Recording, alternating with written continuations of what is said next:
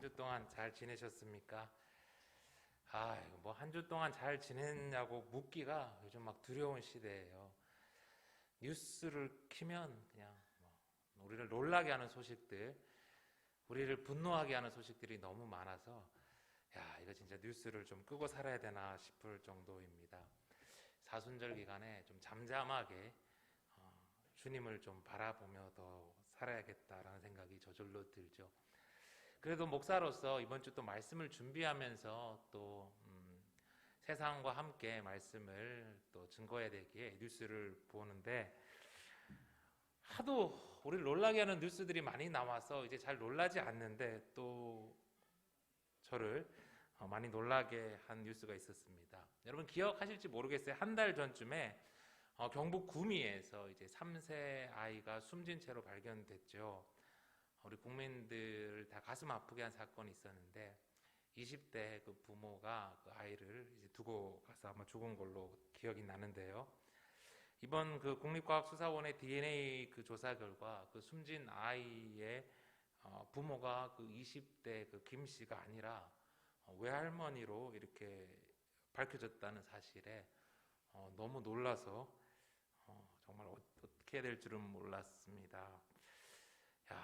아직 그 아이의 친부는 누군지 잘 모른다고 하죠. 계속 조사하고 있다고 하는데 도대체 세상에 어떻게 이런 일이 일어나는지 그나마 이제 수사 결과 이제 DNA 결과로 이렇게 그나마 조금 밝혀져서 다행인 것 같은데 참 놀라워요. 당황스러워요.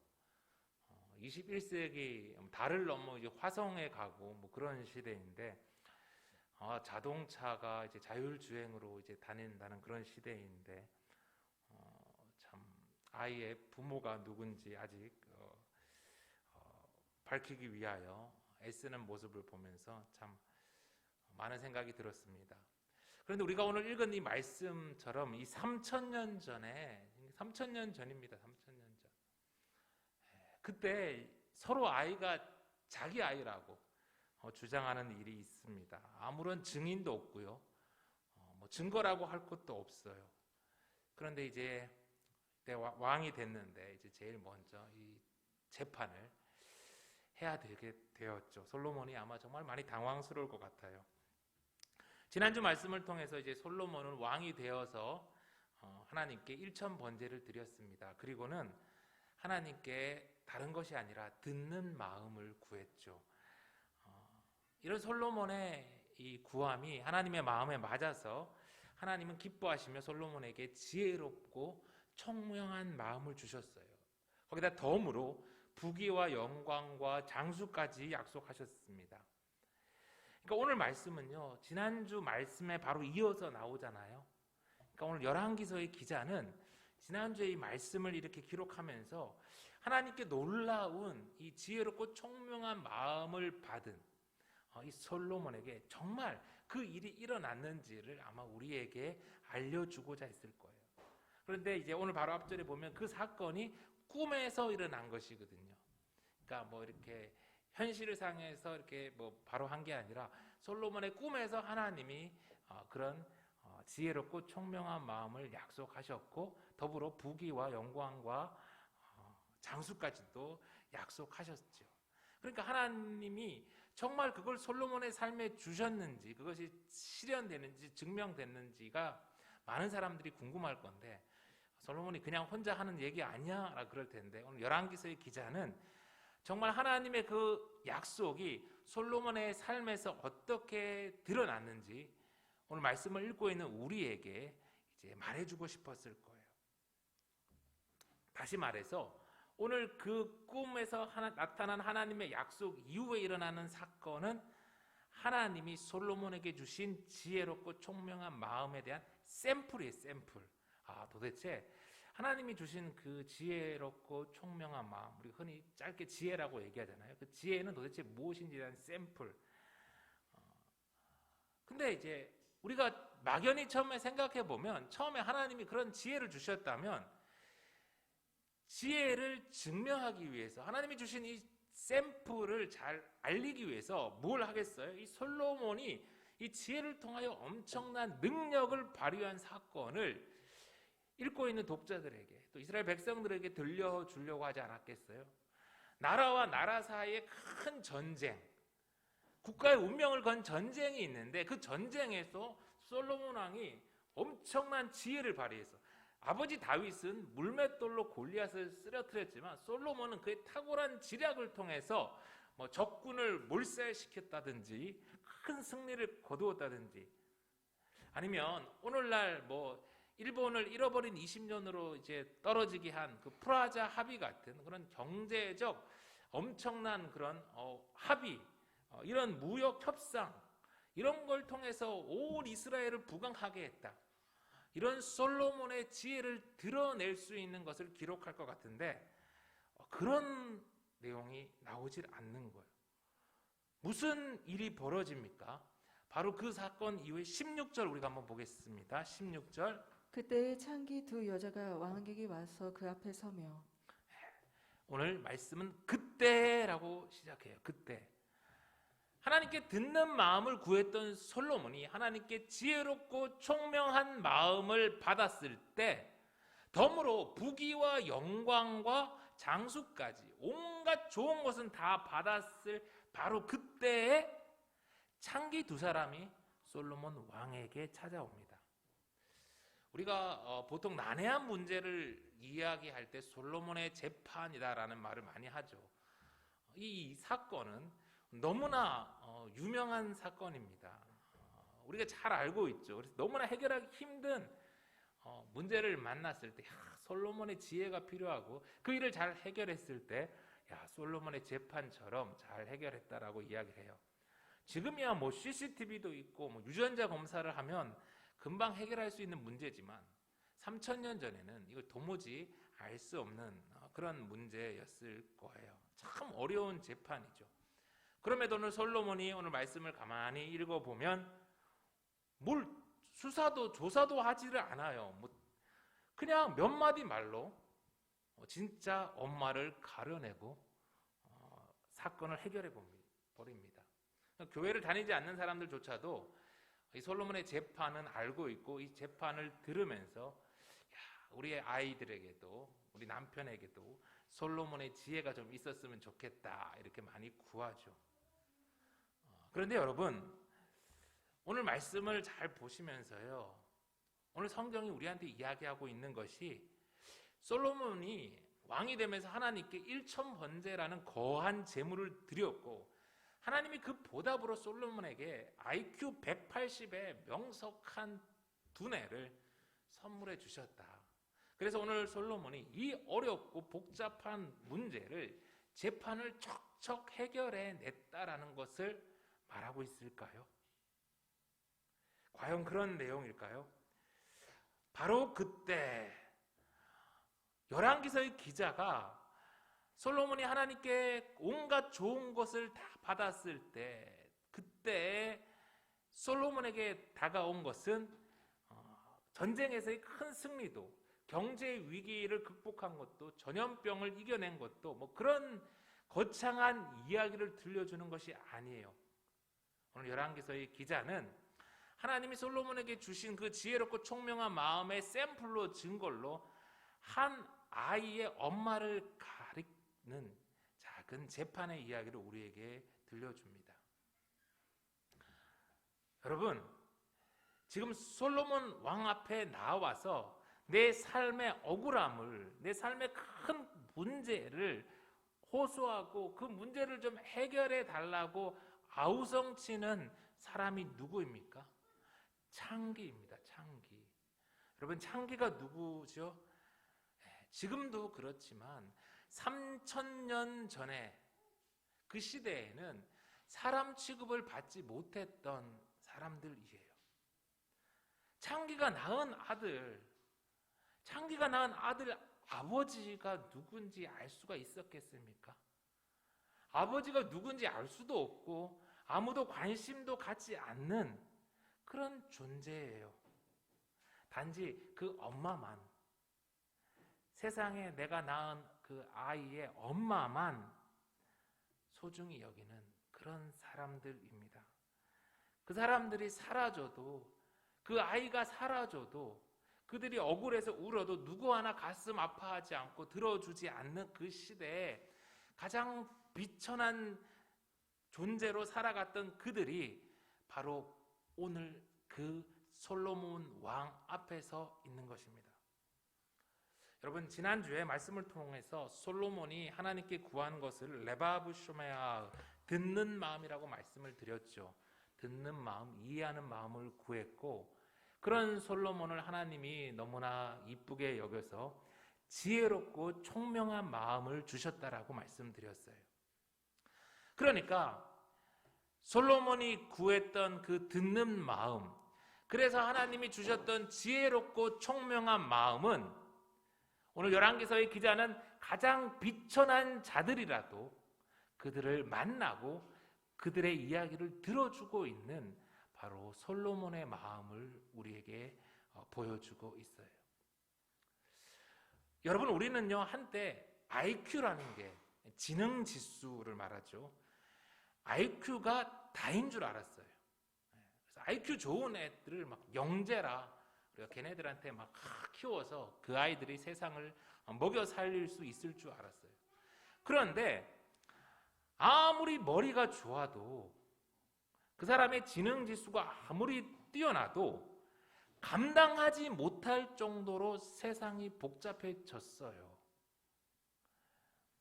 예전에는 박사가 되었으면 그 세상의 여러 학문들을 다 통달해서 알았고 해박하다라고 인정해 줬어요. 그런데요, 지금은요, 무슨 박사라고 하면 무슨 생물학, 물리학, 어떤 신학 하면 한 분야에 대해서만 한 10년 정도 깊이 연구하기 때문에 진짜 10년 동안 그 분야만 파는 거예요. 그러니까 내가 10년 동안 이 분야에서 박사가 될 동안 다른 분야를 모르게 되는 거예요. 오히려 세상에서 다른 지식을 쌓고 다른 경험을 한 사람들보다 더 몰라. 내 분야만 박사가 되는 것이죠. 그래서 그 분야에 아무리 뛰어난 박사라도 다른 사람들보다 그 지식이 대단하게 이렇게 여길 수가 없는 시대가 되어버렸어요. 거기다가 사람의 그 뛰어난 지능을 보조해줄 여러 가지 기억 장치들이 끊임없이 나오고 있어요. 열심히 영어를 공부했더니 요즘에는 막 인공지능과 다양한 것, 번역기가 나와가지고 말만 하면 그냥 자연스럽게 바로 번역을 해주는 그런 일들이 일어나고 있어요. 혼자 아무리 똑똑해도 이제는 세상이 너무 복잡해져서 집단 지성을 능가하지 못하고 있어요.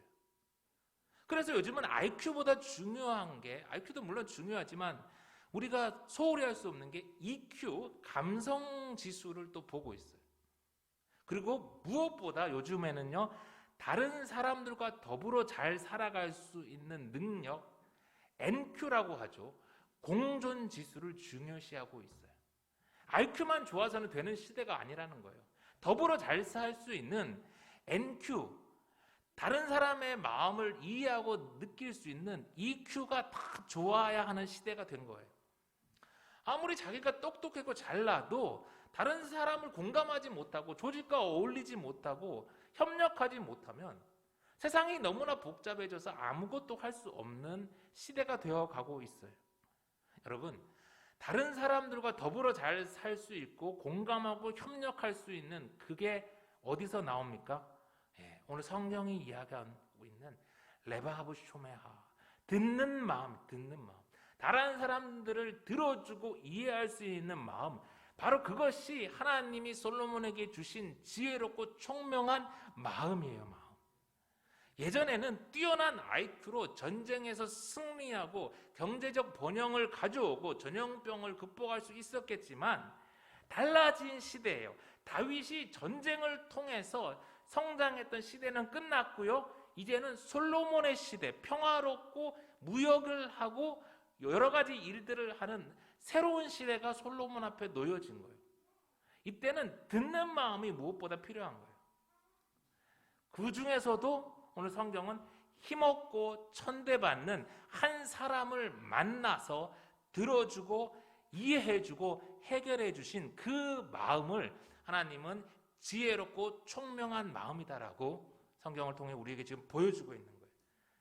이 시대에도 오늘도 왕으로, 대통령으로, 리더로 살아가는 이들에게 가장 필요로 한 게 뭐라고요? 바로 이 듣는 마음, 지혜롭고 총명한 마음이에요.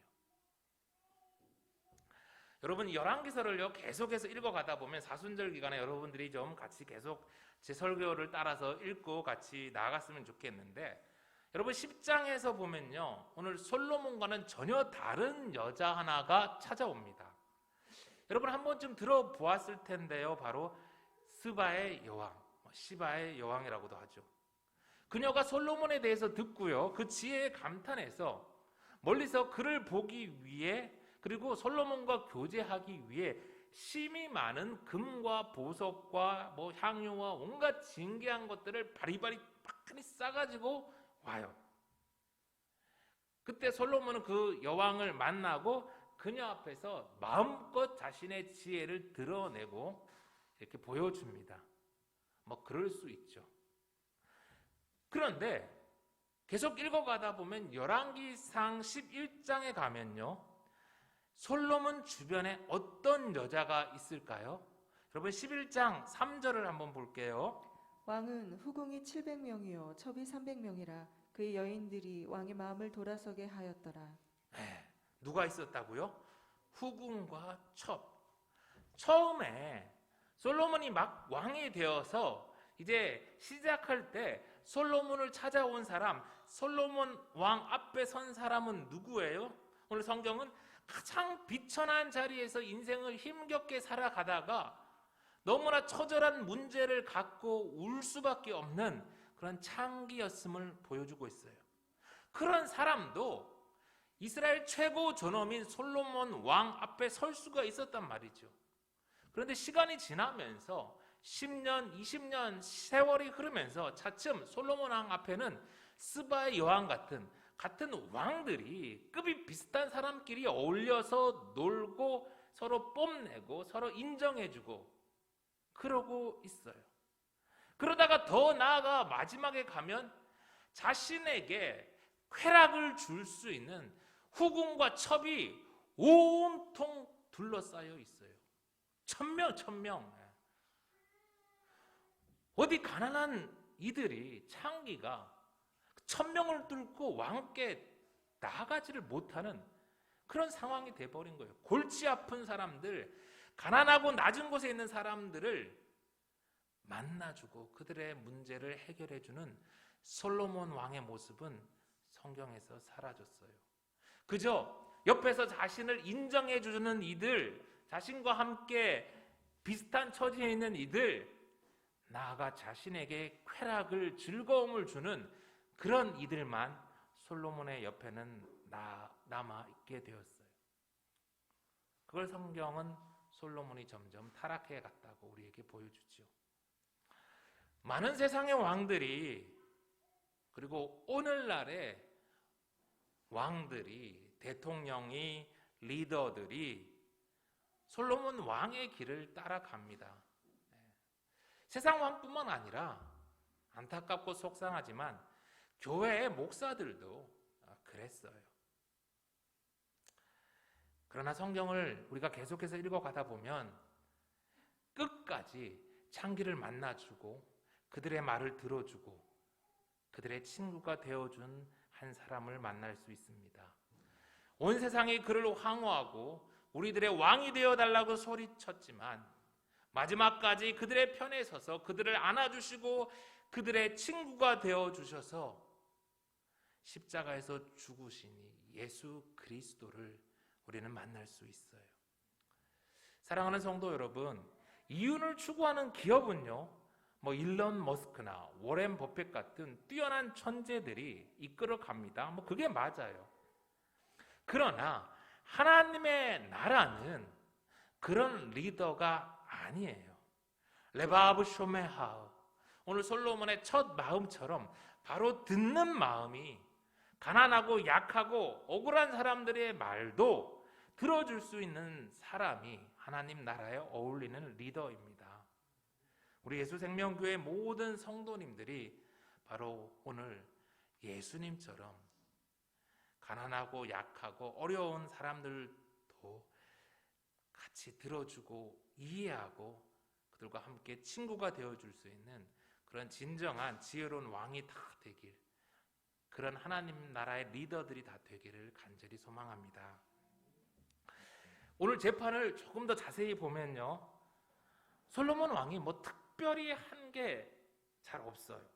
뭐 현장 조사를 지시한 거나 뭐 또 다른 증인 요청을 한 거다, 뭐 그런 것을 찾아볼 수가 없어요. 이게 뭔가 뭐 이런 어설픈 재판이 다 있나라고 싶을 정도예요.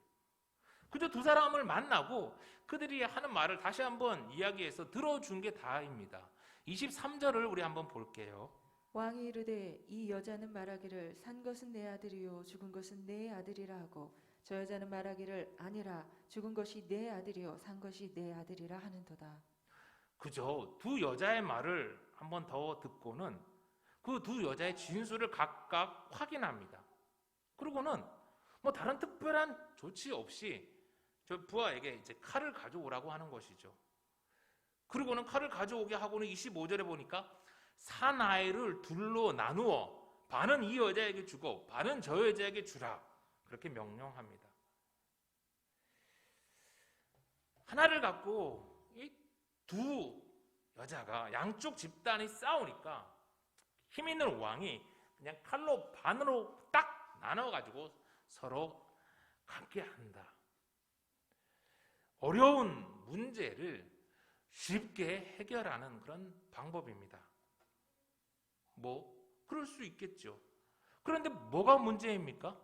이게 물건이면, 이게 요즘 문제가 되는 땅이면, 아파트면 뭐 쪼개가지고 나눠 갖도록 할 수 있지요. 그런데 이게 뭐예요? 아이잖아요. 아이. 살아있는 생명이잖아요. 그렇게 칼로 반을 쪼개버리면 아이가 죽잖아요. 싸운다고, 다툰다고 힘이 있는 왕이 칼로 반으로 그냥 나눠준다면 왕의 입장에서야, 솔로몬의 입장에서야 뭐 쉽게 해결했지만 아마 성경은 그런 사람은 사이코패스 왕으로 기록할 거예요. 반씩 칼로 나눠주는 것은 손쉬운 방법이지만 이 문제를 울고 이 문제를 해결해달라고 갖고 온 백성에게 아무런 도움이 되지 않는 판결이라는 것이죠.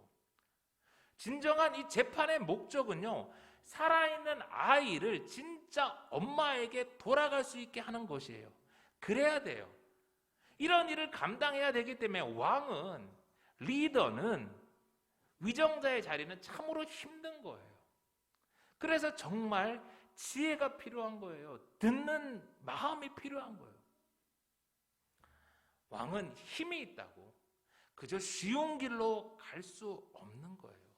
칼로 아이를 반으로 잘라서 그냥 주는 것처럼 문제를 쉽게 해결하는 빠른 길로만 가서는 안 돼요. 어려워도 힘들어도 생명을 살릴 수 있는 그 문제를 해결할 수 있는 길을 씨름하고 가야 되죠. 26절의 말씀 우리 같이 보겠습니다. 그 산 아들의 어머니 되는 여자가 그 아들을 위하여 마음이 불붙는 것 같아서 왕께 알아여 청하건대 내 주여 산 아이를 그에게 주시고 아무쪼록 죽이지 마옵소서 하되 다른 여자는 말하기를 내 것도 되게 말고 내 것도 되게 말고 나누게 하라 하는지라.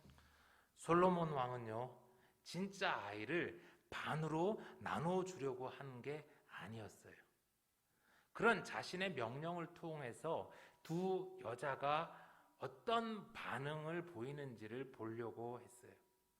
그랬더니 진짜 엄마의 반응이 어떻게 나옵니까? 아들을 위하여 뭐라고 합니까? 마음이 불붙는 것 같아서. 마음이 불붙는 것 같아서. 솔로몬의 명을 받은 군사가 정말 시퍼런 칼로 아이를 반으로 잘라 죽이려고 하니 그 순간 엄마의 눈이 뒤집어지지 않겠어요? 비록 왕이지만 그 엄마는 미친 듯이 아마 소리쳤을 거예요. 주여! 성경에는 주여 이렇게 살포시 나오지만 분명히 그 현장에서는 그 엄마는 목소리를 다해서 소리쳤을 거예요. 주여! 안 돼요! 울면서 그녀는 그 아이를 그 못된 여자에게 주고서라도 어떻게 하든 그 아이를 살리려고 했을 거예요. 그런 엄마의 반응을 보고서 솔로몬은 그녀가 진정한 엄마라는 것을 알게 되죠. 27절에 보니까 결코 죽이지 말라. 솔로몬은 결코 죽이지 말라. 솔로몬의 마음이죠. 사랑하는 성도 여러분, 칼로 아이를 반으로 잘라서 이렇게 주는 것은 그건 지혜가 아닙니다. 쉽게 해결은 되지만 그것을 지혜라고 우리는 말하지 않죠. 창기의 말이라도 끝까지 만나주고 들어주고 이해하고 그들의 입장에서 공감하며 문제를 해결해 살리는 것, 그 생명을 살리는 것을 지혜롭고 총명한 마음이라고 말해요. 어렵죠. 그래서 우리가 하나님께 구해야 되는 거예요. 이게 십자가의 길이니까요. 여러분, 우리나라에도 이런 지혜롭고 총명한 지도자들이 정말 많았으면 좋겠어요. 그저 자기는 옳다고, 니들은 다 잘못됐다라고 그렇게 고집하고 따르는 사람들을 억지로 끌고 가는 지도자들보다도 자기와는 생각이 달라도 들어주고 이해해주고 함께 생명의 길을, 함께 살리는 길을 좀 많이 이렇게 이끌어가는 그런 지도자들이 정말 많았으면 좋겠어요. 힘들고 억울하고 들어주고 그들의 곁에서 함께하는 그런 리더들이 우리나라에 정말 많아졌으면 좋겠어요. 여러분, 우리나라의 지도자들을 위해서 우리가 좀 같이 기도했으면 좋겠어요. 28절의 말씀을 우리 같이 보겠습니다. 온 이스라엘이 왕이 심리하여 판결함을 듣고 왕을 두려워하였으니 이는 하나님의 지혜가 그의 속에 있어 판결함을 봄이더라. 네. 여러분, 솔로몬은요 왕이 되고 큰 전쟁에 나가서 아버지 다윗처럼 골리앗을 쓰러뜨려서 자신이 왕으로 인정받은 게 아니에요. 큰 전쟁의 승리를 가져오지도 않고 엄청난 전염병의 위기 앞에서, 엄청난 경제적 위기 앞에서 뛰어난 머리로 극복하지도 않았어요. 그저 자기 눈앞에 다가온 창기 한 명의 아이의 그 문제를 재판으로 해결해 주었을 뿐입니다. 그런데 여러분, 성경이 뭐라 합니까? 온 이스라엘이 솔로몬의 판결을 듣고 왕을 두려워했다. 그저 작은 여인의 재판 하나를 해결해 줬을 뿐인데 온 이스라엘이 이제 막 왕이 된 솔로몬을 두려워하고 거기서 솔로몬의 왕으로 진정한 권위가 생긴 거예요. 왜요? 젊은, 경험이 없는 이제 막 왕이 된 솔로몬이지만 그에게 하나님의 지혜가 함께 있는 것을 사람들이 보았으니까. 많은 사람들이 자기의 권위를 드러내기 위해서 막 나타내죠. 내가 이렇게 했다, 이렇게. 그러나 여러분, 굳이 스스로 드러내지 않아도, 굳이 자신의 업적을 광고하지 않아도 여러분, 잘하면 사람들이 다 알잖아요. 요즘 사람들이 무엇보다도 하나님의 지혜가 그 사람과 함께하면 사람들이 아는 것에 그치지 않고 사람들은 그를 두려워하고 진정한 권위를 부여하게 되죠. 오늘 말씀에 솔로몬은 이때부터 온 이스라엘의 왕으로 이제 인정을 받았고, 이제 그 다음 장 여러분 읽어보시면 알겠지만 그의 통치는 정말 빛을 발합니다. 이스라엘 역사상 가장 풍요롭고 번성하는 시대를 보내게 되죠. 사랑하는 성도 여러분, 하나님이 세상 곳곳에 저와 여러분을 왕으로, 그런 왕이 아니라 공동체의 리더로 보내셨습니다. 작은 가정의 리더일 수도 있고요. 내가 속한 직장이나 어느 공동체의 리더가 될 수도 있죠. 바로 우리가 선 그 자리에서 정말 오늘 듣는 마음이 있는, 지혜롭고 총명한 마음이 있는 그런 왕이 되었으면 좋겠어요. 그런 리더가 되었으면 좋겠어요.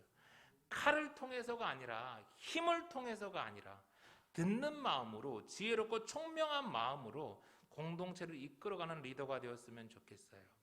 아무도 관심 두지 않는 이들, 세상에서 소외된 사람들일지라도 예수님처럼 끝까지 그들과 함께 있어주며 그들의 말을 들어주며 그들의 친구가 되어줄 수 있는 그런 리더가 되었으면 좋겠습니다. 그럼 우리가 선 그 자리가 바로 그렇게도 주님이 소망하는 하나님 나라로 변해갈 것입니다.